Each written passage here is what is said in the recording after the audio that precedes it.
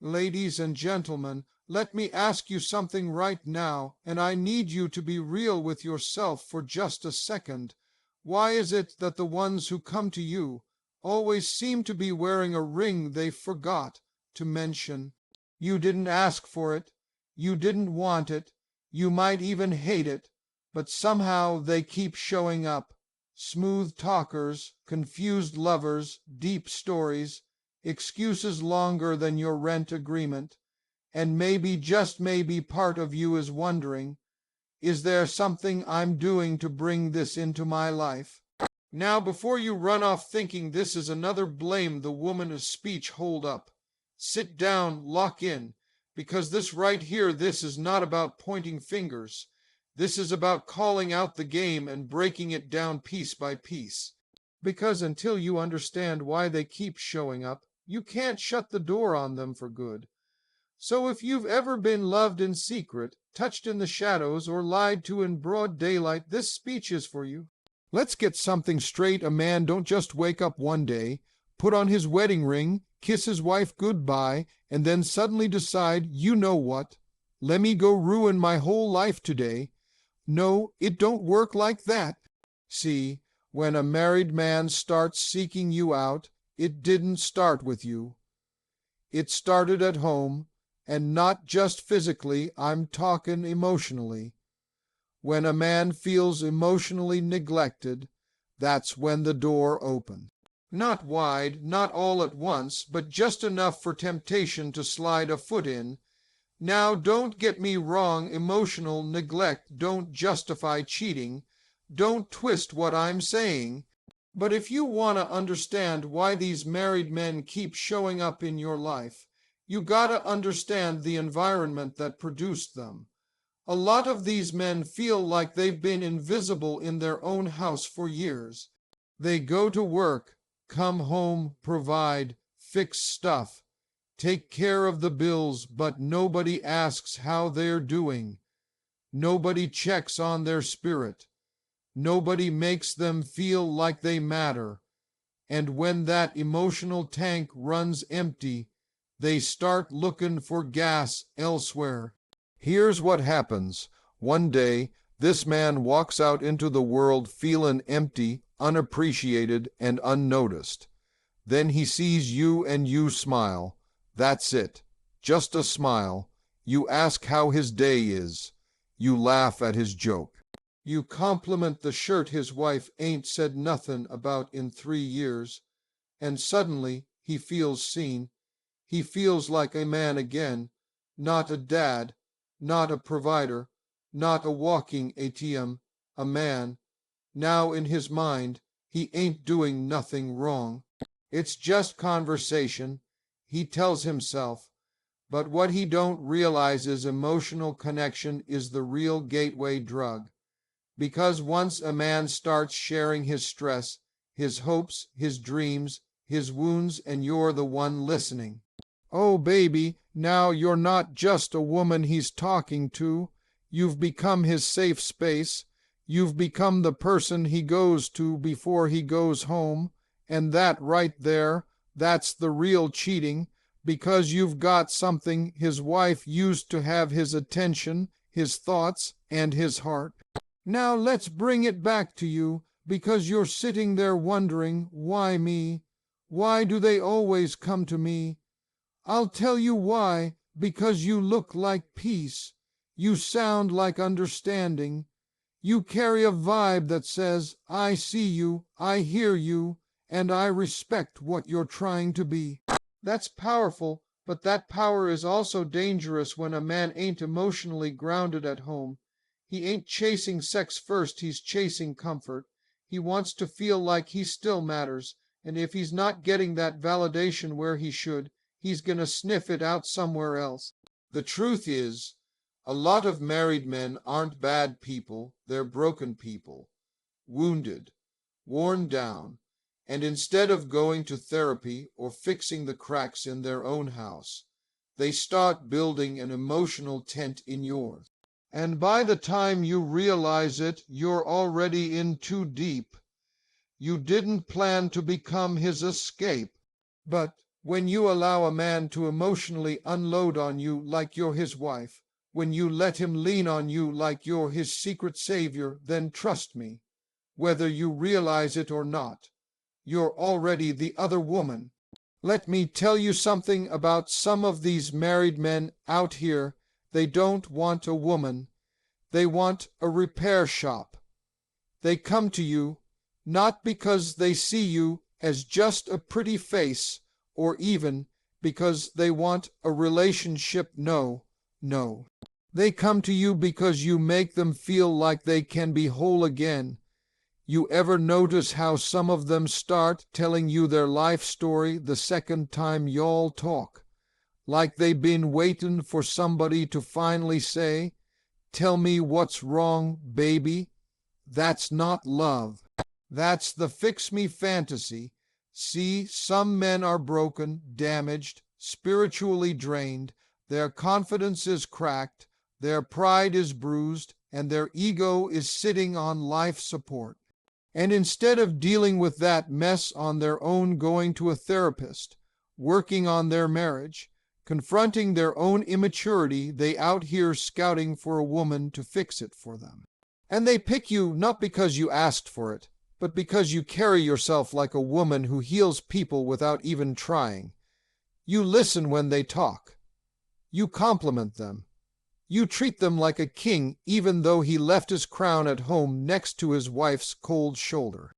Let's be real, some of these men don't even realize they're doing it. That's the wild part. They're not waking up saying, "I'm gonna go manipulate somebody today."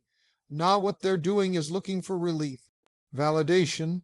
They want to feel like they still matter to someone, and when you show them the tiniest bit of softness, when you let them open up, cry on your emotional couch, and get that nurturing energy from you, few, they latch on. You become the fantasy, not because you're doing anything inappropriate, but because to him you represent the woman who gets him, the one who understands him. He starts telling himself lies like, "If I'd met her first," or "She sees me in a way my wife never has." He don't realize he's romanticizing the one woman who hasn't seen him leave his dirty socks on the floor or ignore a crying baby at 3 a.m. He's comparing your highlight reel to his wife's real life, and that's the most dangerous illusion of all. But let me say this to you, straight up, you are not a rehab center. You are not his emotional Tylenol. You are not responsible for healing what another woman didn't break. And the moment you start entertaining his problems like they're your responsibility to solve, you start slipping into a role you never auditioned for, the backup therapist with benefits. He'll say things like, "You inspire me. You bring out the best in me. I feel alive again when I talk to you." And it sounds beautiful, don't it? But pay attention. If all of that admiration is coming from a place of emptiness, not growth, he's not falling for you. He's falling for the version of himself he thinks he can become around you. And trust me, when a man needs fixing, he don't need another woman, he needs accountability. So when a married man shows up in your life looking for healing, ask yourself, is he chasing you? Or is he just chasing a better version of himself that his wife stopped clapping for? Because you can spend your whole soul trying to repair a man who was never yours to fix. Let me tell you something that folks don't like to admit: cheating don't always start with a plan. It's not always about lust or love. Sometimes it's about the perfect storm of opportunity meeting weakness. That's it. It ain't deep. It's a window that opened at the exact moment a man didn't have the strength to close it. He didn't go out hunting for you. But when the timing was right or wrong, depending how you look at it, there you were, and there he went. Now listen, people love to say, if he was really committed, he never would have stepped out. And yeah, in a perfect world, that's true. But in the real world, temptation don't knock on your door when everything's going right. It comes when you're tired, when you're frustrated, when your wife been giving you the silent treatment for 3 weeks, and the kids been screaming all day, and your boss just chewed you out, and then boom, a woman walks by and says, "You look like you've got a lot on your mind." That's it. That's all it takes. It's not always about seduction, it's about escape. Some of these men ain't out here looking for trouble, but they ain't doing nothing to avoid it either. The door ain't locked. The phone ain't silenced. The boundary ain't set. And when a man has no plan to protect his relationship, guess what? He's already halfway into the mess. So when you come along kind, sweet, available, listening, you're not the reason he cheats, but you become the place where it happens, and you might be thinking, well, I didn't know he was married. I hear you. Some of these men deserve an Oscar for the way they hide their lives, but others, oh, they dropped clues, they told you about the situation, they said they were separated, or not happy, or we sleep in different rooms. All that gray area, that's not confusion, that's permission in disguise. He's not unsure, he's undecided, and you're sitting there playing therapist and hope dealer, while he's still married by law and convenience. Let's be real, when a married man cheats, it's not always because he's evil, but it is always because he was weak in a moment that required strength. See, opportunity will always come knocking. That's life.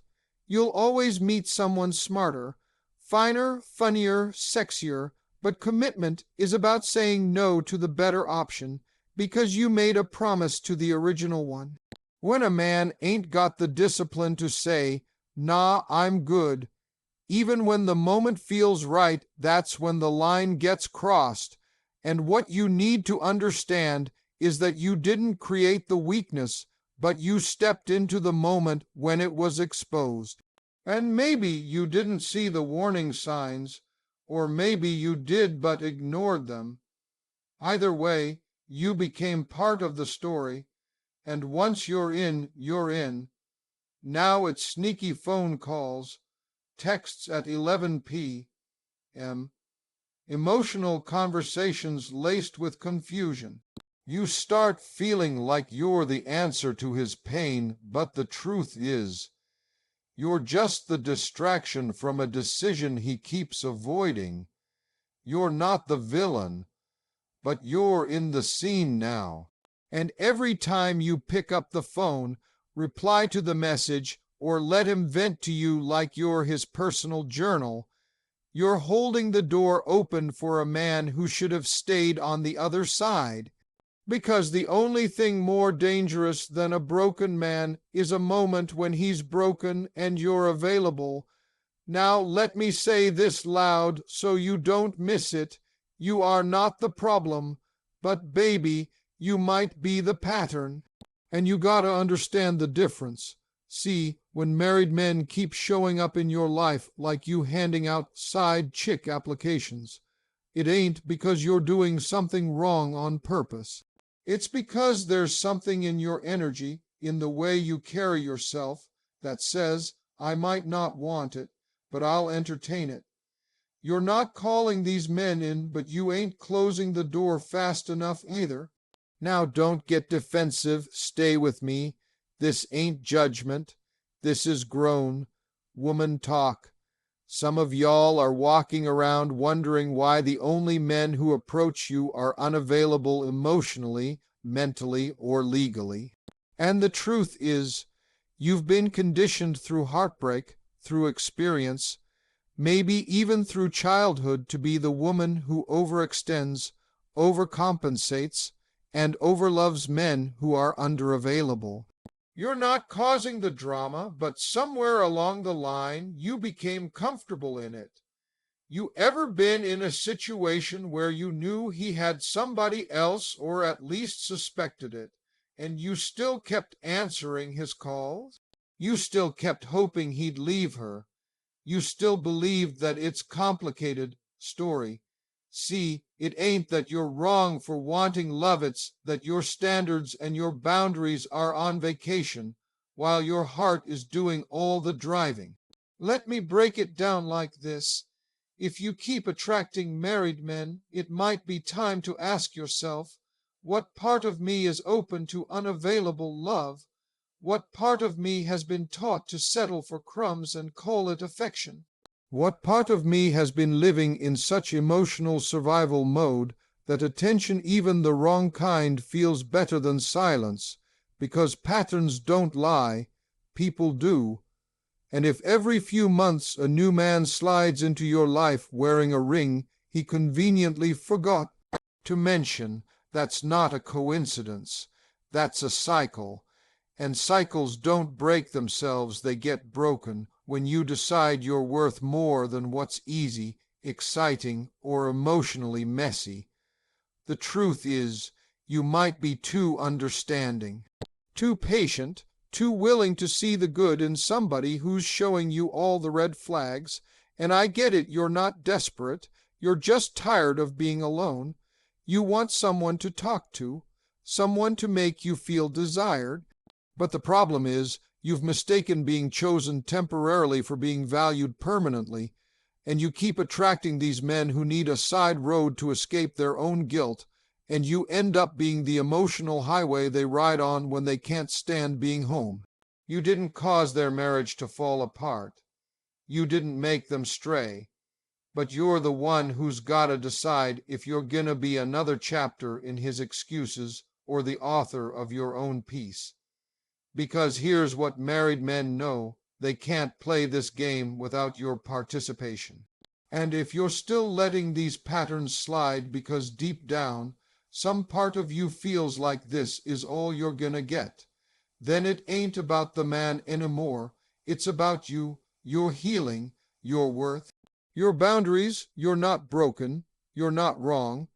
But if the same type of man keeps knocking, and you keep letting him in, it's time to ask yourself why your door is always unlocked. Let's talk about the real work. Not the cute stuff, not the feel good affirmations. I'm talking about the deep, uncomfortable truth that nobody wants to face.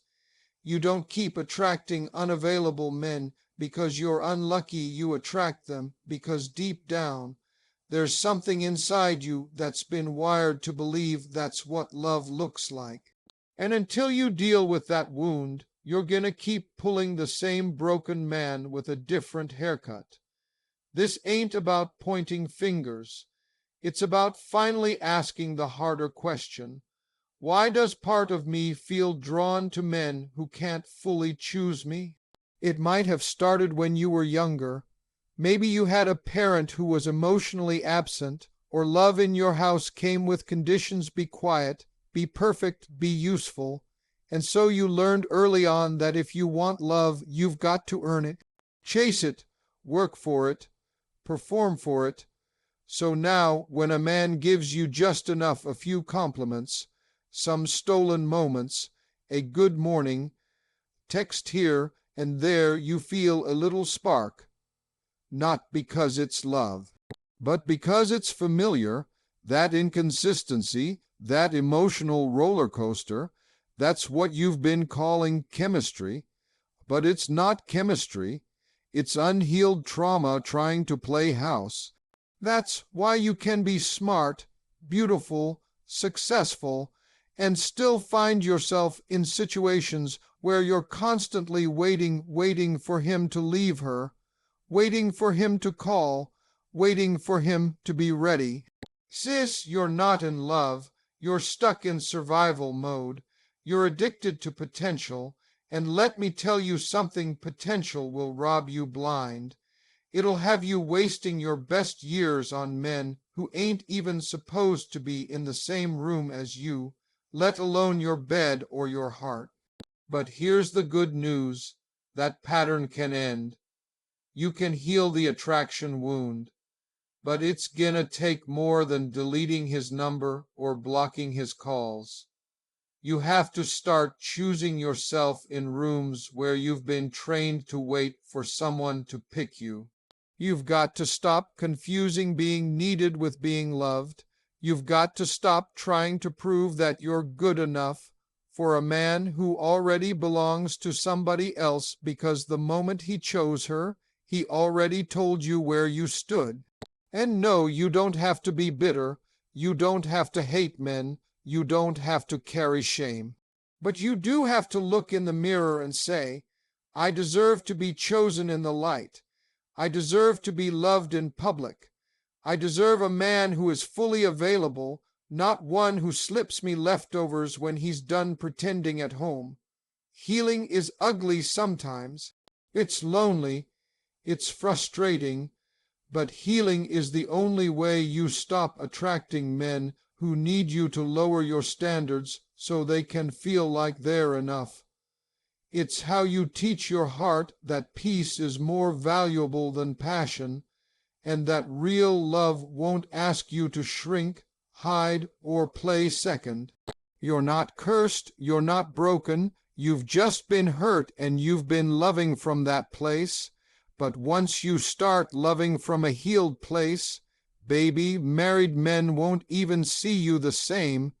You won't even smell like vulnerability to them. You'll walk different, talk different, move like a woman who finally knows, if you can't come correct, don't come at all.